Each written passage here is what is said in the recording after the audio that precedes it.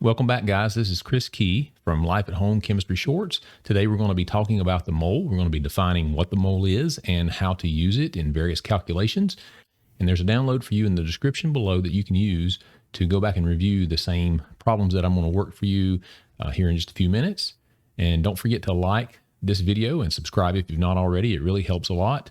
And so let's go ahead and get started.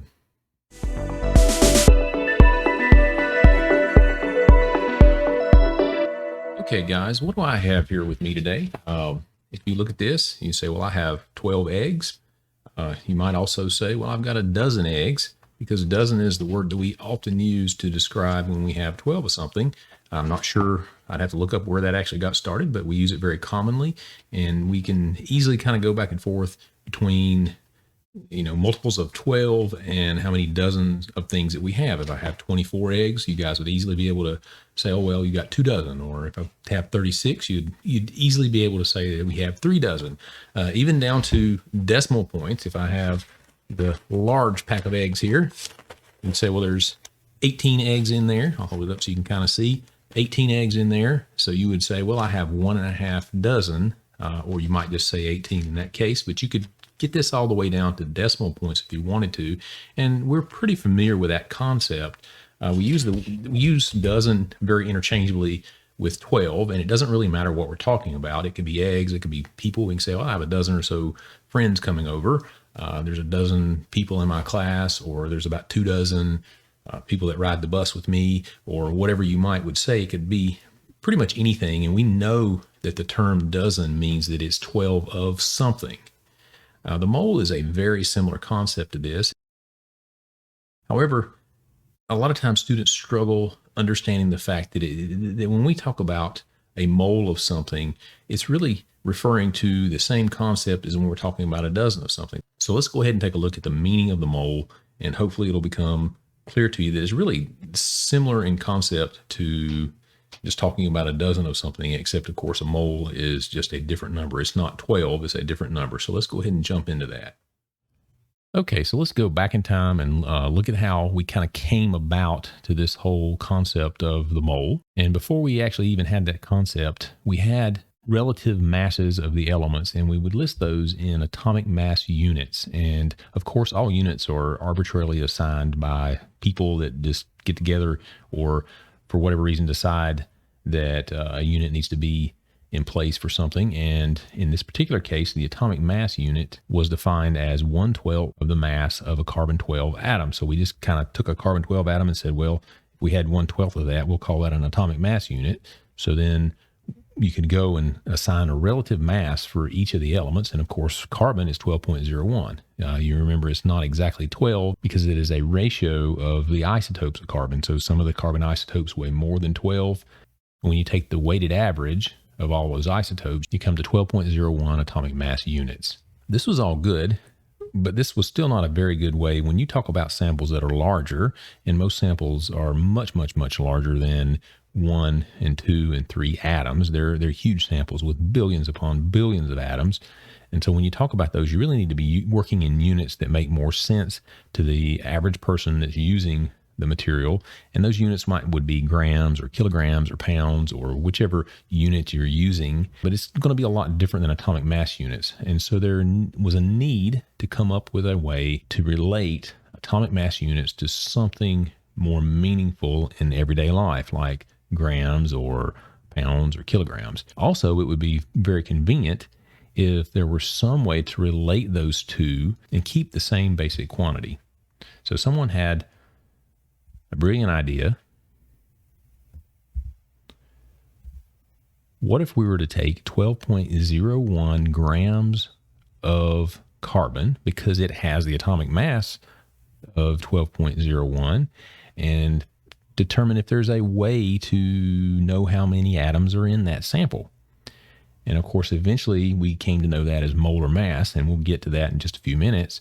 But the first big challenge was, well, how do we count, or how can we count the number of atoms in this sample? And of course, if you had something like helium that might weigh approximately 4 atomic mass units, they would look at, well, how would we find out how many atoms are in 4 grams of helium? So they were looking for a way to tie the numbers and make it convenient so we could look at the atomic mass units and have some kind of correlation to the number of atoms that would be in the same number of grams as we have atomic mass units. It just makes the numbers work out easily.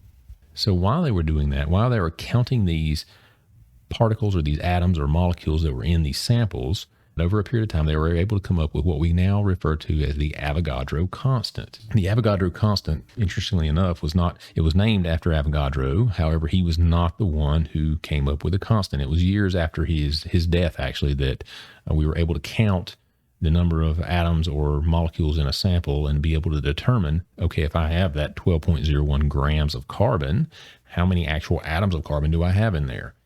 And of course, once we were able to calculate that, we find that this number is very, very, very large. I mean, this number is absolutely huge. It is so large, it is almost incomprehensible. Of course, you're not going to write this down every time you want to write down the Avogadro constant. You also know this as Avogadro's number. You're not going to write it out like this every time. Most commonly, you're going to write it out, as you may have seen it already, 6.022 times 10 to the 23rd. The unit for that is per mole, or mole to the -1. Now, what does this mean? This is a very similar concept to a dozen. Okay, this 6.022 times 10 to the 23rd is a very similar concept to a dozen. It's the exact same idea. However, the tough part of this is the number is almost incomprehensibly large. It's huge. So a lot of times when we see that number, we're like, it's hard to put our minds around how large this number is. Just to give you an example, there's about 7.8 billion people on this entire earth today, roughly. And if you, as an individual, if you had 6.022 times 10 to the 23rd pennies, 6.022 times 10 to the 23rd pennies, then you would have enough money to give every single person on this earth over $700 billion. That's over 3 times as much as Jeff Bezos has. I mean, this is just a huge amount of money you could give to every single person on this earth. So that number is just almost incomprehensibly large. However, we know that there's 12.01 grams of carbon. There's going to be 6.022 times 10 to the 23rd carbon atoms in that sample. It's the same concept as a dozen, meaning that if you have 12.044 times 10 to the 23rd atoms in something, and instead of having 1 mole, you have 2 moles. And I'm going to show you some of these calculations. But yeah, it is a seemingly vast and incomprehensible number, but yet it is a counting number, just like we use 12 in dozen. We use 12 and we use a dozen. We interchange between them. We calculate between them, and we do that very easily. The mole is the same way. It's the same concept. All right, so let's start with this example here. Here are 3 terms to describe a sample of carbon. We can have the mass of carbon, we can have the number of moles of carbon, and we can have just the actual number of carbon atoms. And this number of can be number of anything, just like a dozen can be a dozen eggs, a dozen people, a dozen cars. Moles, or number of, can be number of carbon atoms. It can be number of water molecules. It can be a number of whatever it is we're counting. So if we want to move between these 3, let me show you kind of how that works. So let's start out with something fairly easy, like 12.01 grams of carbon. Now, if I want to move across this, I can't just jump anywhere. I have to move between first mass and moles. I can do that using the molar mass. Now, fortunately for us, they set up molar mass in a way so that the atomic mass units, the 12.01 atomic mass units, would also be the molar mass for carbon. So if I've got 12.01 grams of carbon, then I also would have 12.01 grams per mole, which would in turn mean that I have 1 mole of carbon. Now, from moles, I can also move to the number of carbon atoms. Remember, when this system was being set up, they started by counting the number of atoms in a gram sample that was equivalent to the atomic mass units. And the number they came up with was the Avogadro constant, or Avogadro's number. And so if I use that to go from moles to the number of carbon atoms, then you can see I would have, because I have 1 mole, I would have 6.022 times 10 to the 23rd carbon atom. One thing you have to keep in mind here is you have to move along this path and you can't skip or hop. So say for instance, I want to go from mass directly to number of carbon atoms. I can't do that. I have to first go through and calculate the number of moles, then I can calculate the number of carbon atoms. Or if I want to go back from the number of carbon atoms and jump back to the mass, I can't do that either. I have to follow the path. So I can either go from mass to moles, or I can go from number of something to moles, or I can go from moles to either of the other two. But I have to always travel this road, so to speak, to get between these three units or these three descriptors of a sample. Okay, let's do a couple of examples so that hopefully it'll make more sense to you and maybe become a little bit more clear. All right, let's say that we start with 2.75 moles of aluminum, and we want to convert that to number of atoms. And I'm going to use a method here called dimensional analysis. If you're not familiar with it, then I may do another video sometime to help you review how to do dimensional analysis. It's a very important tool, and it'll help you out a tremendous amount in chemistry and physics and many other math and science courses. So let's start with 2.75 moles of aluminum. And remember, for every 1 mole, we have 6.02, and I'm just going to use 3 sig figs here, because that's all I need. 6.02 times 10 to the 23rd, whatever it is I'm counting. So I'm going to say I'm counting aluminum atoms per 1 mole. Okay, so my moles will cancel, and I'll be left with, if I do the calculation, 1.66 times 10 to the 24 aluminum atoms. Okay, now if we want to convert this same thing to mass,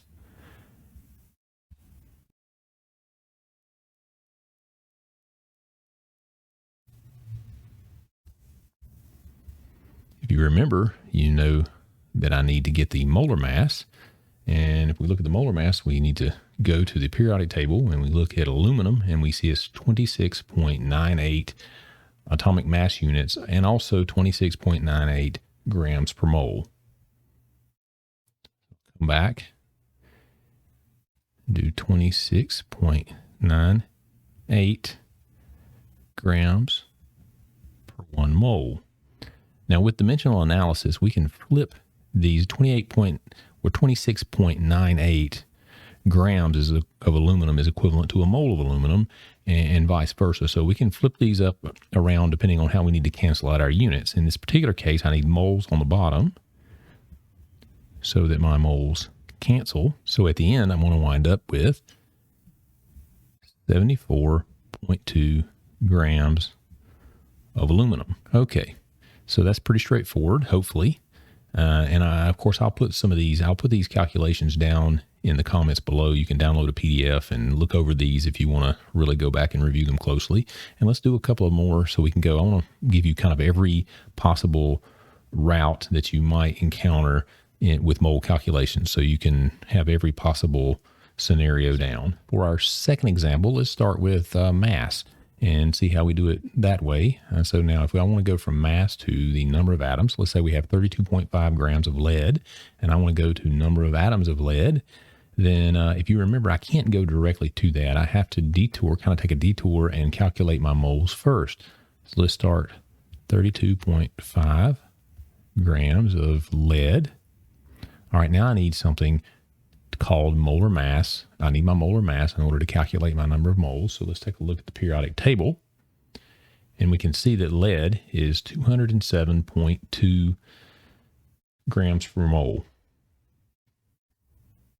All right, so now I can put this down either as 207.2 grams over 1 mole, or I can put it down as 1 mole over 207.2 grams, because 1 mole of lead is the same as 207.2 grams of lead. So it doesn't really matter which way I write it. So I need to write it in a way that my units cancel because they're equivalent. I can do that. So now I can cancel my units. You can see that I have wound up with moles. So now that I have moles, I can convert to number of atoms, because I know that 6.02 times 10 to the 23rd,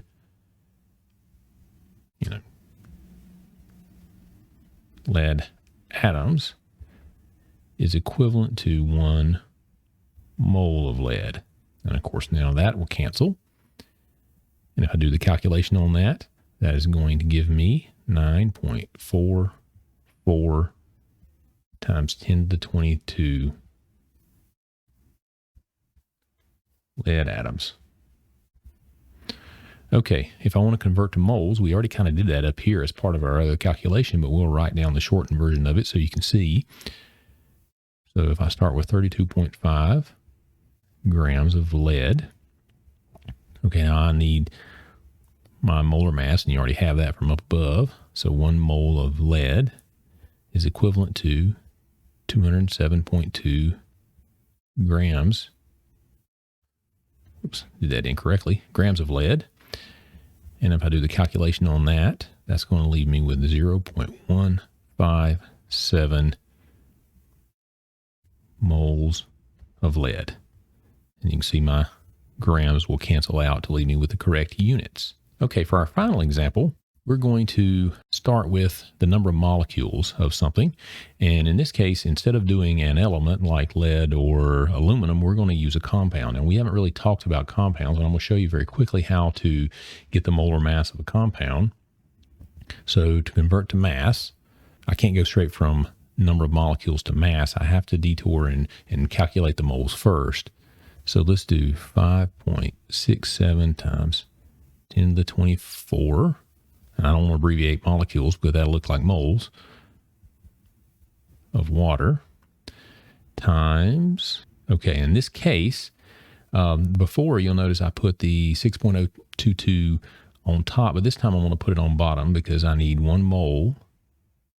And we know that's equivalent to 6.02 times 10 to the 23rd, in this case, molecules.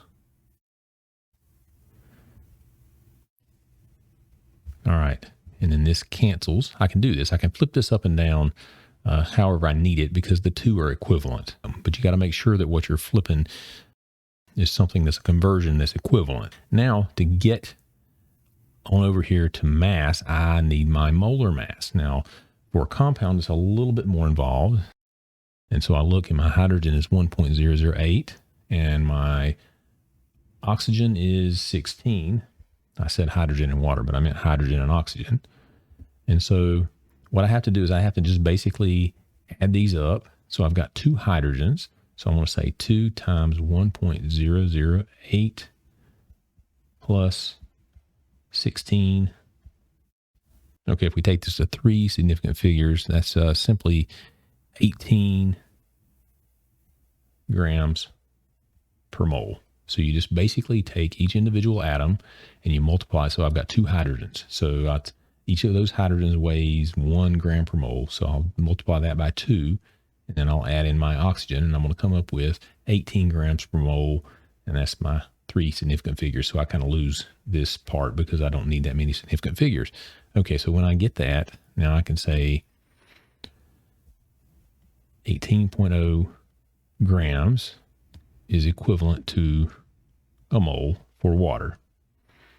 So, of course, my moles cancel, and I'm left with grams.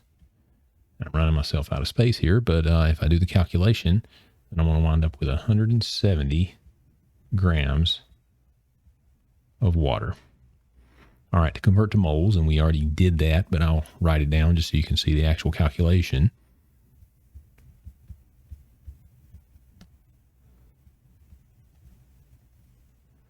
And I'm going to say molecules of H2O. And then I've got 1 mole, 6.02 times 10 to the 23rd molecules, or H2O molecules. And that's going to be 9.42 moles of H2O. Okay, So if you take all those examples that I just did, that's pretty much every way that mole calculations should be coming at you. And as a reminder, you can download a PDF that details all these calculations so that you can look back over them and kind of digest them and try to understand them if you're still having trouble with it. And hopefully these examples are enough to get you started with your mole calculations.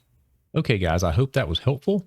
And I hope you have a better understanding of how the mole works and how to use it in calculations than you did before this video started. Once again, don't forget to hit the like button and subscribe. And if you have any questions or comments, please leave them in the comments below. And I'll see you guys next time.